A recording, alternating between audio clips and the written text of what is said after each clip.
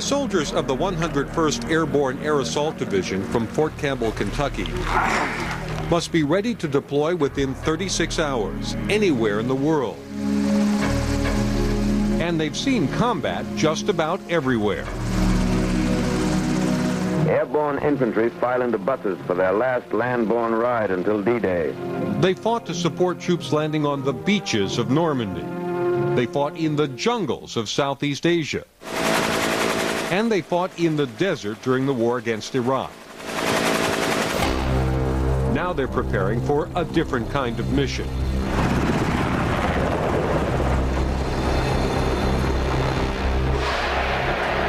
Urban combat,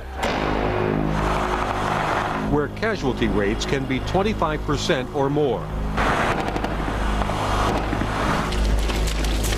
To beat the odds, this battalion from the 101st will spend several days and nights training. An exercise so realistic it will test their strengths and expose their weaknesses in the kind of fight the Army has tried to avoid. The ideal combat situation for us is not in the city. Who, Dave? Oh, sir. Major General John Lemoyne oversees an Army task force trying to reduce the dangers of fighting in a city. It tends to get very, very close. As a result, it gets very brutal, and it's very violent. And it tends to be very sudden, unexpected. And it leads to more casualties than fighting on open terrain because a city provides natural fortifications for an enemy.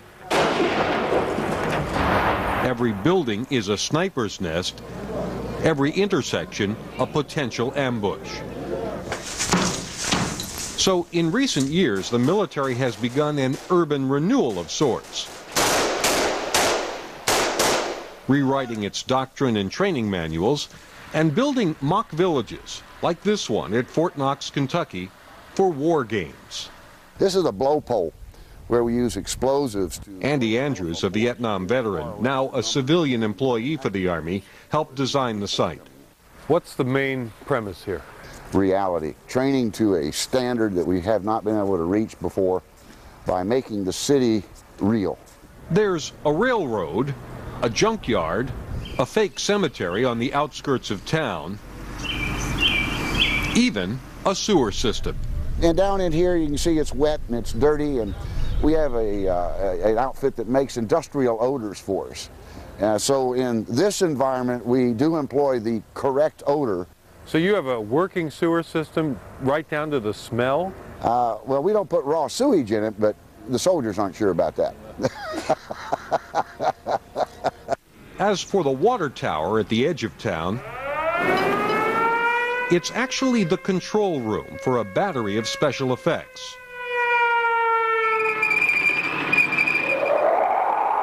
Sounds bring the village to life.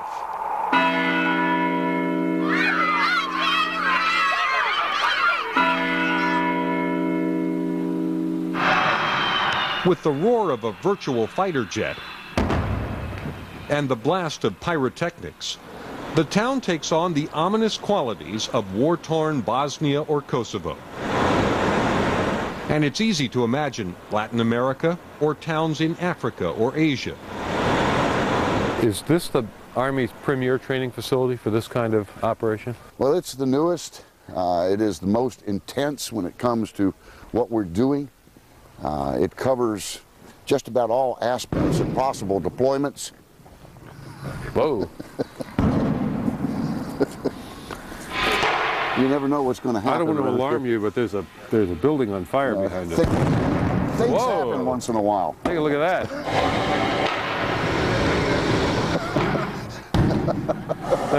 The soldiers coming in here, they have any idea this pyrotechnics are going to take place? No.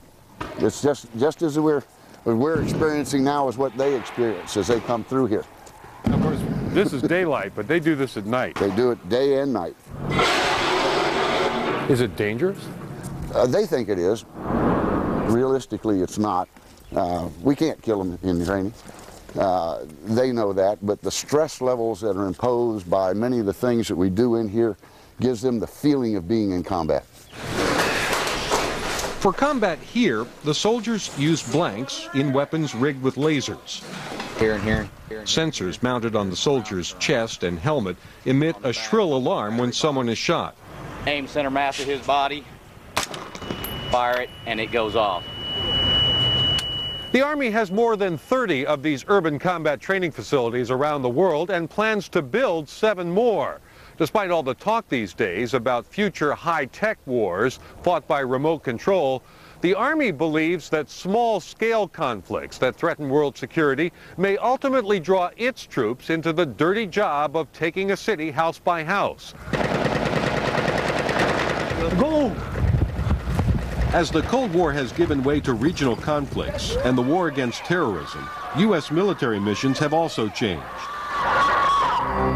Pentagon planners now envision their troops simultaneously delivering humanitarian aid, putting down riots, and engaging in combat, all within one city, possibly within a few city blocks.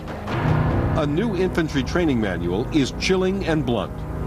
Urban areas are expected to be the future battlefield, and combat in urban areas cannot be avoided. Times have changed. Politics have changed. Right now, our most likely threat is a small-scale contingency, an asymmetric enemy who wants to get us in close, so we lose the advantages of most of our high technology. And they're banking on the American public and the American media for casualty reports to influence our will.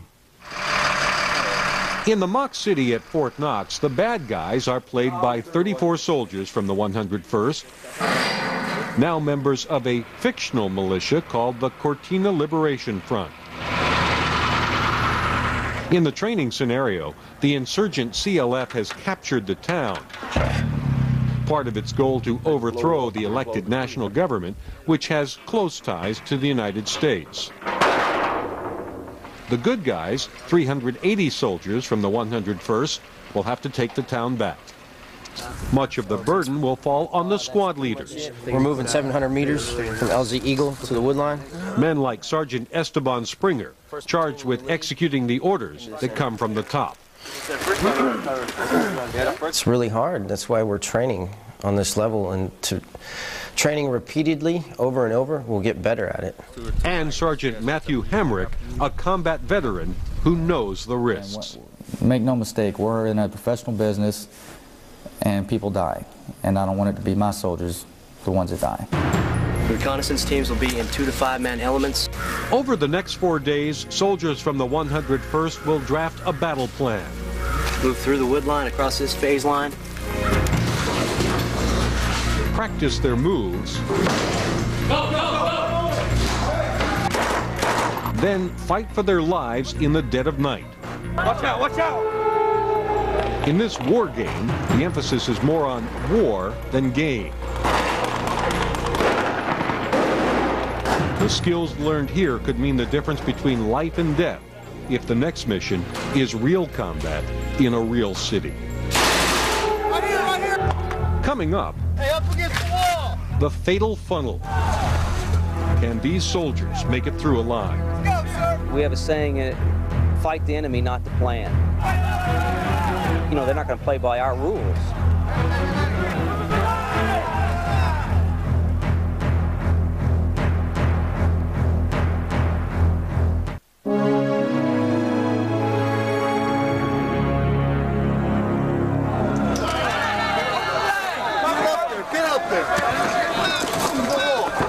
Before the battle, troops from the 101st train to survive the fatal funnel. The fatal funnel is that point where you go into the room, 1 meter into the room, 1 meter on each side of your entry point. Hey, up against the wall! Go, go, go! If you got a bad guy in there, he's the one that will be oriented at the fatal funnel. Every soldier is going through that thing to get into the room. The only way to make it through alive is teamwork. Each soldier is responsible for a section of the room. If they're not in there together, the first guy that goes in there doesn't have anybody to cover him when he enters the room, and that's a problem there. Sergeant Matthew Hamrick has seen urban combat firsthand. As an elite Army Ranger, he was part of the 1989 invasion of Panama to topple General Manuel Noriega and arrest him on drug trafficking charges. Anytime you're in a situation people shoot at you, I would expect anybody would feel fear. I don't know how I deal with it. I mean, it's just something I guess the Army trained me to deal with somehow in their collective way of thinking, the way they train people. I don't know. You got a room to your left? Go left, line, go. Now with the 101st Airborne, Hamrick helps lead Charlie Company, training his men to kick the Cortina Liberation Front out of the MOUT embassy at Fort Knox, the biggest building in town. By virtue of his experience, Hamrick has carved out a special niche for himself. I don't know how to say this without letting my commanders way up there see how I do business. I have basically handpicked my squad. And I have willed and dealed with other squad leaders, and I have built my squad up to the powerhouse that I think we are today. We got heads up there. Hey, flank. The newest squad member is Private Michael Gonzalez, 18 years old, fresh out of basic training. Gonzalez joined the Army for excitement. I'm adventurous. I like a somewhat adrenaline rush. If you're efficient in what you do, then the danger level isn't that high, if you're good at what you do. But Gonzalez is impulsive, anxious to do a good job and learn to do it better. His commander says Gonzalez sometimes works too quickly. Clear. For example, checking for booby traps on enemy dead. Do it the wrong way, someone gets killed. Sometimes I just go too fast. I guess it's just the adrenaline trying to just do it, you know. For 3 weeks now, I've been trying to get that through him, and he's picking up on it now. I try to do efficient, but yet fast. It's not something you can learn overnight. Not overnight, but the sooner the better. Because urban fighting is taking on a new importance in the Army. It's a major shift from the mindset of the Cold War. During the Cold War, the focus was on warfare on the plains of northwestern Europe. That urban terrain has taught us a great deal about adapting. Russell Glenn is a military analyst at RAND, a West Coast think tank. He says that when Cold War tactics were applied to Desert Storm, the lesson was clear. You probably can't beat the U.S. on open terrain.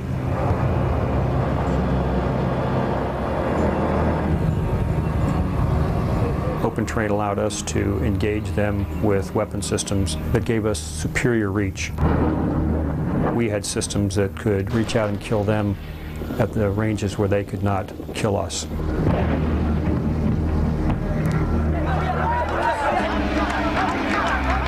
But 2.5 years later, the world learned a different lesson as U.S. troops confronted anarchy in Somalia. What began as a humanitarian relief mission turned into a manhunt for combative faction leader Mohammed Farah Aidid. During a raid by U.S. Special Forces, Somali fighters on the ground, with what U.S. intelligence believes was help from Osama bin Laden's Al-Qaeda network, shot down 2 Army Black Hawk helicopters. In the ensuing gun battle, the worst firefight since the Vietnam War, 18 U.S. soldiers were killed, 73 others wounded.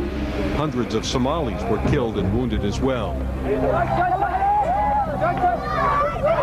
Somali crowds dragged the bodies of U.S. soldiers through the streets.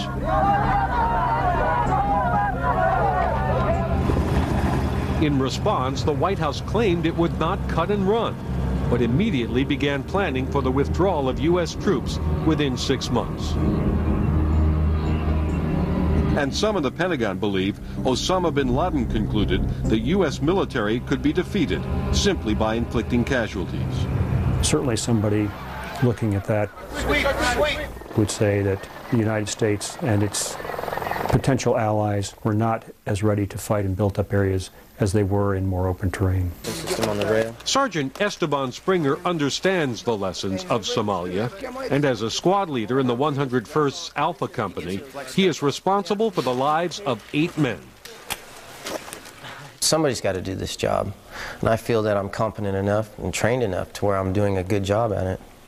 At the Fort Knox training site, Sergeant Springer and Alpha Company will attack the hotel. Strategically important because it overlooks the main street. Pick it up. Start pushing up. You have to train like you fight. It takes the initiative on your own. Springer's men have traced out the rooms of the hotel. They rehearse their moves in preparation for the mock battle. They can run drills over and over. And if you make split decisions at a moment's notice while you're training, then in combat you'll be able to make these decisions also. There you go. So you just pick up.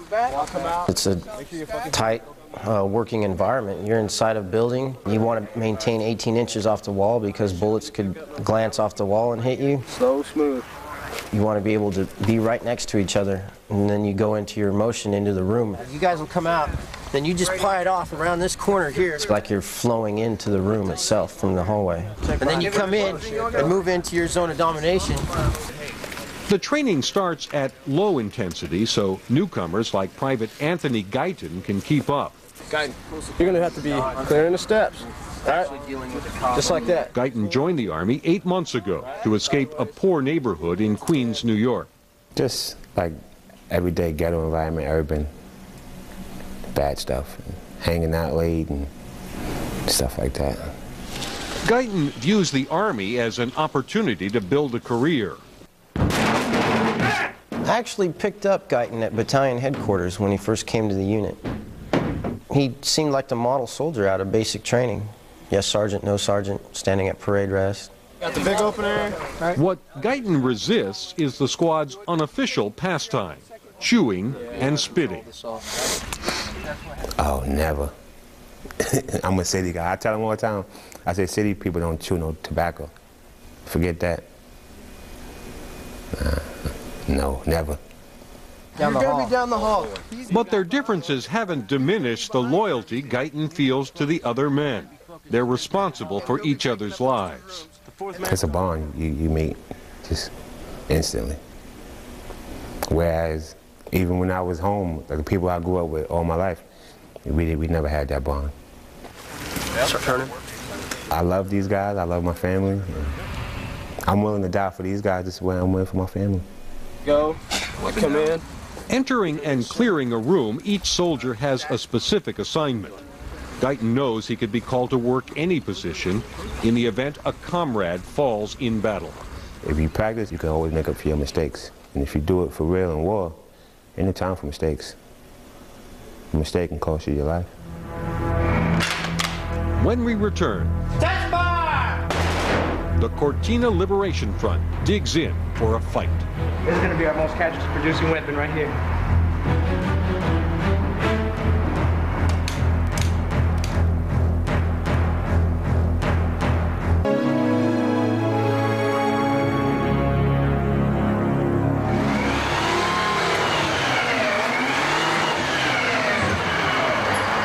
The bad guys are digging in for a fight. 34 soldiers from the 101st are playing the enemy, the Cortina Liberation Front. The more experienced have learned from previous war games how to use the urban environment to their advantage. Right now we're just trying to move cars around the area. It's just something big, heavy, and you see it's hard to move unless we have a forklift, so they're not going to be able to move it. Even though the opposition force is outnumbered 11 to 1, it can still inflict heavy casualties. What it is just a barrier just to slow them down. So it's kind of a trap? You're trying to route them in one place so yes, you can ambush them? Yeah, that's the term you can actually use, to ambush them, to slaughter them. The exercise is instructive to soldiers on both sides of the fight because it forces them to think like the enemy they may someday confront in a real city. Is this wired up with explosives or just wired up so nothing opens and closes? Well, we're going to put the explosives on the doors too. Okay. All those little things we made. All right. Coming through as a platoon into a building like this, every turn you turn, there's something there. We're going to have to put something on the elevator. You have to be on your toes at all times, and every corner you turn around, there could be someone there. There could be a mine there, so you got to watch yourself and your buddy. I may give you back a sniper team in the platoon, all right? The battalion commander from the 101st, Lieutenant Colonel Ricky Gibbs, actually wants a tough fight to pinpoint his unit's strengths and weaknesses. If we cover them up, we don't know, and then we go into combat, and then we're in trouble because we really don't know what we need to fix, and we're not a better trained outfit. And that's the way I want you to fight it. Gibbs even tips off the opposition force to his battle plan to make it harder for his own troops. And I see this thing going with the two big fights being here and here. Right now we're just trying to barricade the downstairs. There you go. So they're going to have problems getting upstairs. Once they get into the wire, they're going to have problems themselves. Unroll those and put those down in there. We're the only ones that knows where everything's at, so they're going to be running around, turning a corner, and they realize they can't get there, and hopefully they'll bunch up, and then we'll have people in good spots with good shots. The opposition force can fight dirty. It doesn't have the same rules of engagement that govern U.S. soldiers. So anything goes. Set a booby trap on this mine right here. So if they pull it out at night, and it blows them up, bumper the car. This trap uses an illegal anti-personnel mine. Our United States Army isn't using it anymore, except in Korea, because of the landmine convention. But since we're the enemy, we can use it. The high explosive weapons used in training are simulations made with fireworks or flares. Grenades. Grenades works good too. We have mannequins that you can see around the buildings, and hopefully they change their plan and try to attack those positions when actually we're not there. For the op force to prevail, what would have to happen? Well, I think probably if they rush. If they rush too much, they'll run into buildings without thinking through their tactics. Surprise is the key. Anytime we can make them think or change their plan, it's an asset to us. I've been in command about 10 months now. And in the 10 months I've been in the battalion, we have not gone into a big city like this to fight. Move out, move out. We've done a lot of how to enter and clear a room, or how to enter and clear a building with only 2 rooms. More silence. Silence, silence. Watch that tower behind you. This is probably, say, graduate level work. Yep. One of the toughest lessons will come from this .50 caliber machine gun. They don't think we have rounds for it, but we got some. We don't got much, but it don't take much. The opposition force is putting the gun in Andy's restaurant with a clear shot at the embassy across the street, the tallest, most strategically important building in town. This is going to be our most casualty producing weapon right here. Test fire! The battle will begin later that night.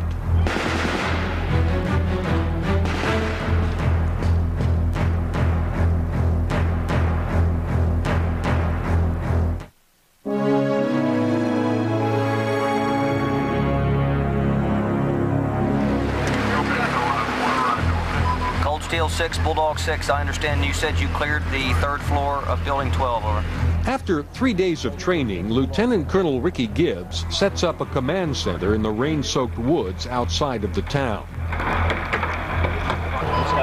He's about to find out how he and the men he leads might fare in a real battle.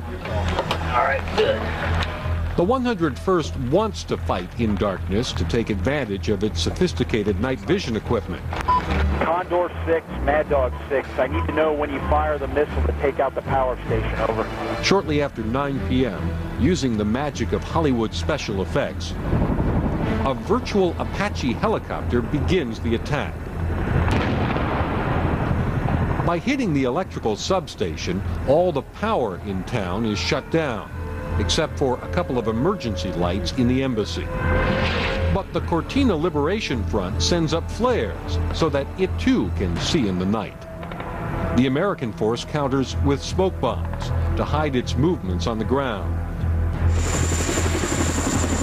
Several miles away at a makeshift airfield, Chinooks and Blackhawks carried the troops from the 101st to their assignments. Even though we know it's pretend, it doesn't feel pretend. We look at everything as if it could be real. The plan is for Charlie Company to move from the landing site through the woods that surround the town and attack the embassy from behind.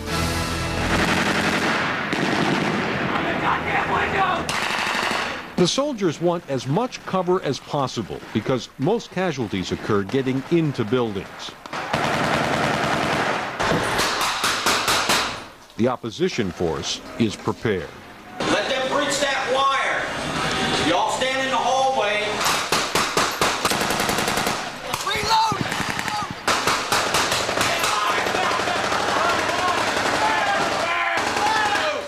You ready to get in the fight? Roger, sir. Come on. Let's go. The bad guys have surrounded the embassy with concertina wire. Not impenetrable, but cutting it takes time. I was thinking before, you know, it's just another training exercise, you know. But when you're actually doing it, your heart starts racing, and my knees started shaking a little bit. Charlie Company blows a hole in the wall to enter the compound.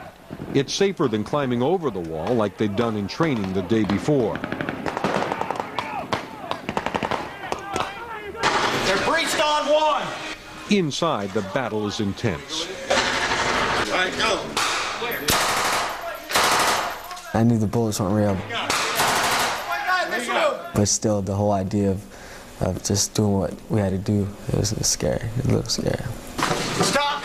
Hold it, Get back here. Yo. Down, around the corner, down. Be a flashlight on there.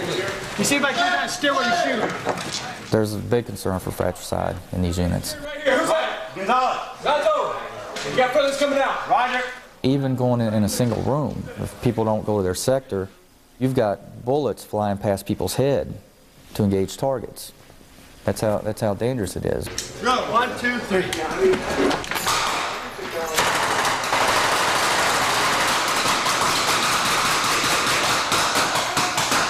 When the building has been captured after a 1-hour firefight, Charlie Company reports that the attack went virtually as planned. 6 wounded in Charlie. 2 KIA. Roger, understand you have 16 wounded and 2 KIA, over.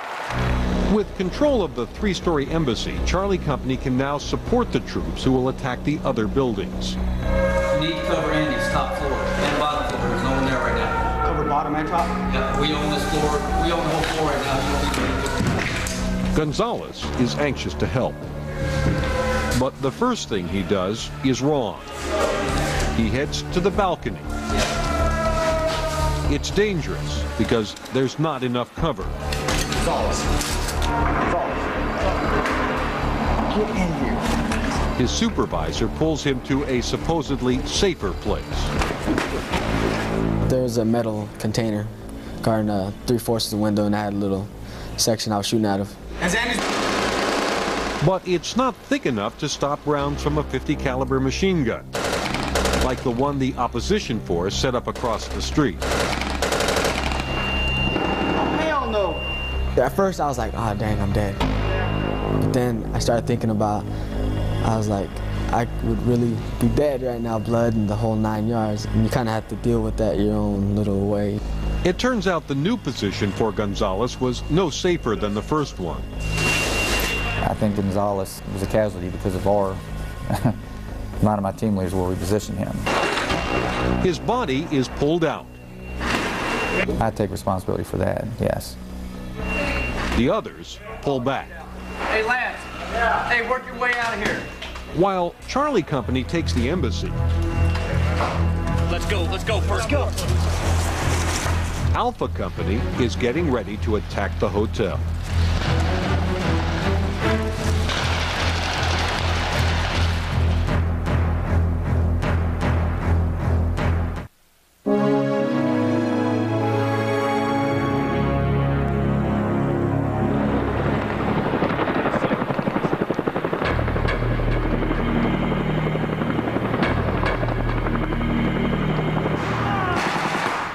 While Charlie Company attacks the embassy, the plan for Alpha Company is to come through the junkyard and attack the hotel. Prepare to launch my first assault platoon into the breach, over. Hey, let's push. Let's go first. Go. While one platoon strikes first to clear a path, All right, get a move on right now. I got permission to go. the others stay behind. Seemed like a long wait, but we train for that too. That's where the mental part comes in. Private Guyton carries a folding ladder, unaware he is about to play a key role. I was expecting to get to where we had to go and leave it off for the next company who was behind us, or the next platoon who was behind us. And then the mission changed like instantly. It's like, oh man.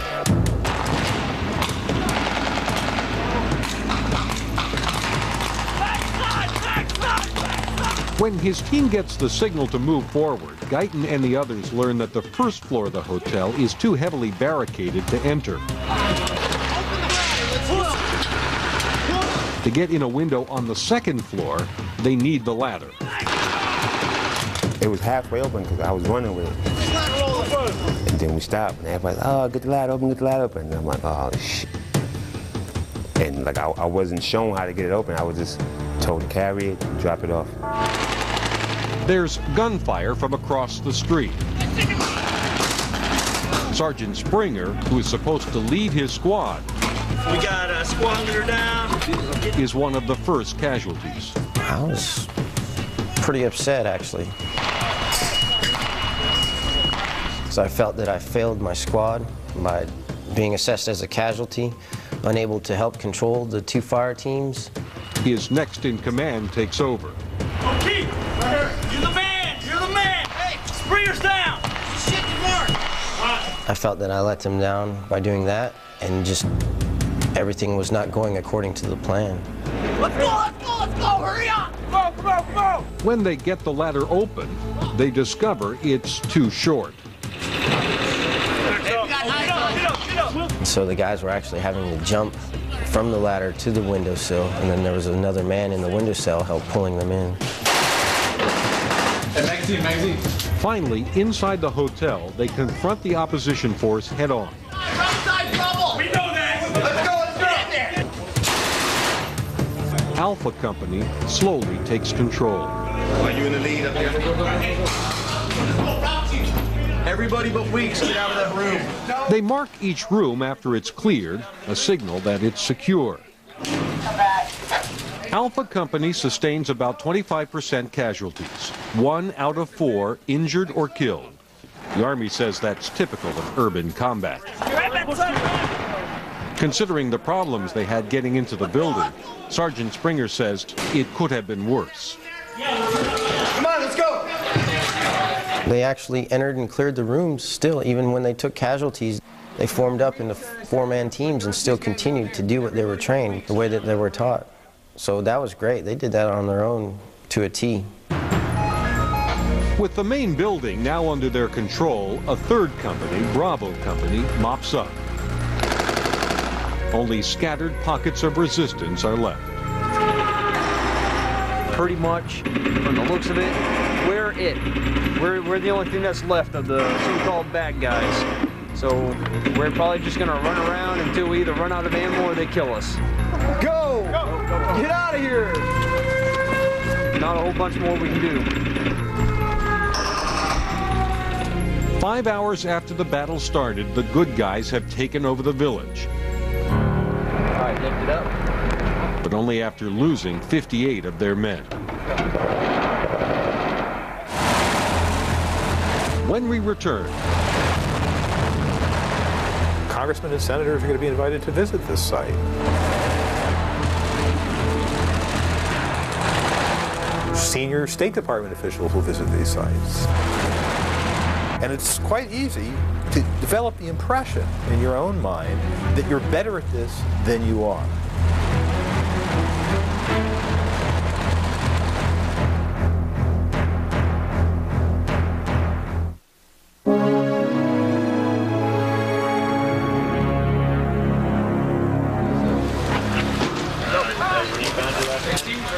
The battle-weary soldiers have spent the night in the buildings where they fought.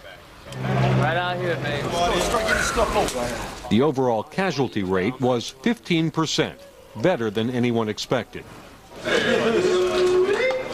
This will be a day to reflect on what went right and what went wrong. Lessons that might be needed on a future urban battlefield. I think overall, the overall fight was faster than what we anticipated, and we were able to get through the town. We were taking bets on how long it would take to take this town down. And it went from 1 o'clock in the morning to 2 o'clock in the morning to 8 o'clock in the morning. And we finished the fight and destroyed the enemy about 2 o'clock.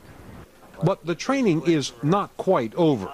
In the building, you're safer than any place else. And what we were doing was, we were outside just standing around. Soldiers from each unit meet to critique themselves. Alpha Company meets in the lobby of the hotel, now their hotel. Private Guyton, Sergeant Springer, and their platoon leader, Lieutenant Al Snyder. I tell you one thing, this is a perfect opportunity just to look back. How many new guys we got here? First field problem. All right. What did you use to mark the rooms to clear them? There's no top brass, just the guys who pull the triggers. As they analyze the battle from the previous night, they can see how small problems combine to create big ones. At the beginning, there was incomplete information from the first group to attack the hotel. Communication stopped. The CO, the commander, thought that the breach was secure when it wasn't. As a result, the next group was called up too early, Sergeant Springer's group. I think if we would have waited probably another 20 minutes, we would have done a lot better going into the building. Rushed from the beginning, things only got worse when they needed the ladder. This right here, pull up! Hey!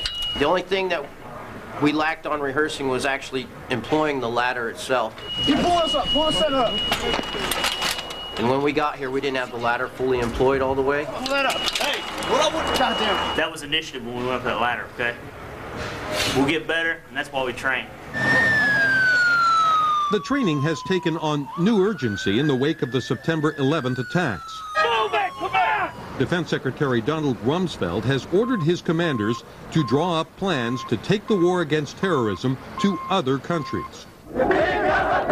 Some in the Pentagon want to go back to Baghdad and remove Iraqi President Saddam Hussein from power. Also under consideration, a return to Somalia, where Osama bin Laden's al-Qaeda network is believed to still be operating. Missions that, in all likelihood, would require fighting in cities. It is not our intention to reduce cities to rubble while they hide in there. We will find clever ways to go after us, but it's extremely difficult. Very few people know of any more difficult kind of warfare. But if cities are such horrible places to fight, why not just avoid them?